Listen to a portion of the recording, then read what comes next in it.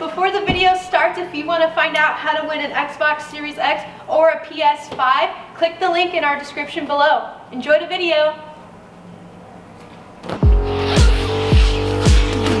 Welcome back to Web Sauce!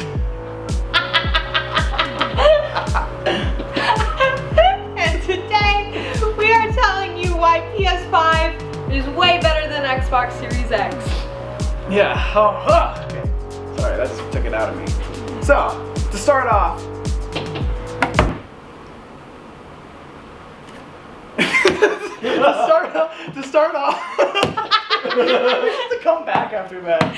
To start off, this thing, we haven't done any really scientific tests of this. We'll put in some footage of it, but this thing seems to load up games faster, or at least it hides the loading screens a little better, whereas this thing's slow as hell.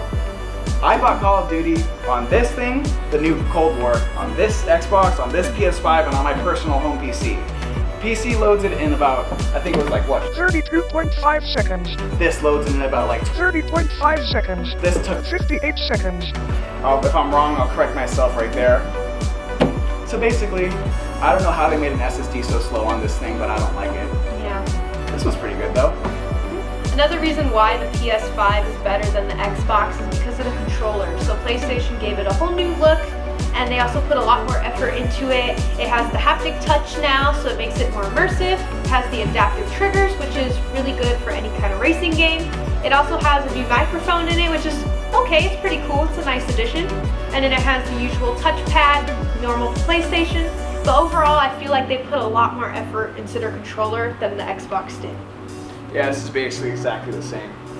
There's like 2 or 3 differences. They made the D-pad worse, they added the share button, and they added gamer grip, as you know. Yeah, so they didn't really bring anything new. So do you want to talk about maybe some of the exclusive games? Alright, so as far as exclusivity goes, Microsoft's kind of throwing that out the window for the most part. Most of the games you get on Xbox Series X now, you can now get on PC, which I don't mind at all. However, it kind of makes me think, why would I want to buy this? Because last generation I was like, maybe I should buy an Xbox One for Halo, right? But now Halo's on PC as well, so there's really no point in buying this. As far as strict exclusives go, you got Spider-Man, Miles Morales, Sackboy, Big Adventure, you got Demon's Souls, Gran Turismo 7, Ratchet and Clank, and Horizon Forbidden West. Those are all brand new games for this console, right? Gran Turismo's coming soon, but it's an exclusive for PlayStation. So Pretty soon. yeah. But those are all exclusively PlayStation. Meanwhile, with Xbox, they've postponed most of their exclusives, like Cyberpunk. And Halo Infinite. Yeah, so their exclusive game right now, they don't have a lot. So. And also, they may go on Xbox and be like, wow, there's so many games with Game Pass and all that and whatnot, right? But those are all old games. Those are games you could already buy on your Xbox One, right? Yeah. And As far as brand new games that are exclusive, you got one, kind of. You got Yakuza Like a Dragon, which I think is a good game. I don't think many other people really like that series that much. And usually it's kind of a Sony series too, so it's kind of weird to have it exclusive now to Xbox. And it's not even an actual exclusive, it's time. Yeah. You wait 4 months and it's going to be on here. Or you could actually go and get a PC right now and play it there too. So it's not really an exclusive. Same with, I think Halo Infinite's going to be on PC. I'm not positive about that, but I know Cyberpunk is also going to be on PC too. So if you have a PC or a PlayStation, there's really no reason to buy this thing at all. As far as games go, strictly. Let's talk about the user interface. So PS5 user interface isn't perfect, but it's a lot better than the Xbox Series X. So it does have like a nice startup menu. Even when you're setting up, it just looks way better. Xbox's UI was so bad, they updated it. At first, it was just gray background, white text, green boxes, the usual, boring. Then they upgraded it and gave it some green swirlies in the background, which is like cool, but the UI looked like it just like it didn't look ass. good. Yeah. But also, a thing to add, I don't know if that you updated it or not, or maybe it was just something that started off. And either way, when we first started this thing, got through it, it was green boxes on a gray background. Next time we started it up, it was green boxes on a nice swirly green background. Don't know why. Maybe they updated it. Maybe it's something that you're supposed to change yourself. I don't know. Yeah. Either way, first impression. That's what we're talking about here. Yeah. And then with screen recording as well, the PS5 recording is easier to do than Xbox. So let's have our editor actually go into detail about it. Alright, so with this thing, all you gotta do is you hit the little share Wait, no, that's not share button. You gotta hit the share button up here, and then you just tap it, and you have an option for screenshot, screen record, or you could record the last 20 seconds if you missed something, right?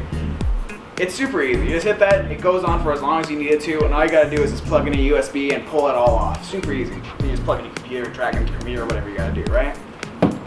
This one was a little harder. Granted, not extremely harder, but not nearly as easy as this. You have to hit the share button, go to record. You have to actually, it only records for 2 minutes unless you go in there, you have to change a whole bunch of settings and whatnot. The default setting, I believe, is 1080p, and you can only do 2 minutes at most. And then to actually get it onto your PC to edit and whatnot, you have to actually have it go and upload to OneDrive. So, I mean, it's not the hardest thing in the world perhaps, but it's not nearly as easy as this, just plugging in and pulling off. That's all there is to say about that. In conclusion, this is better in almost every single way. Sure, this has a little bit more power to it, but you're really not going to notice that minimal difference, especially when this feels like a brand new console and this feels like the same old Xbox that we've had for years. Yeah, so if you're going to go out and buy one of these things, if you can even find one, I'd recommend going with the PlayStation 5 100%.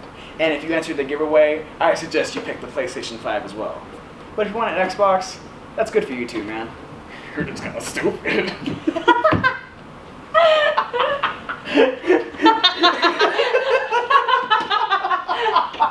Just kidding.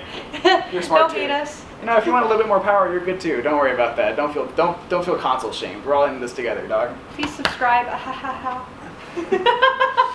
Jesus Christ. Okay. Don't forget to hit the link in our description to find out how you can win one of these bad boys.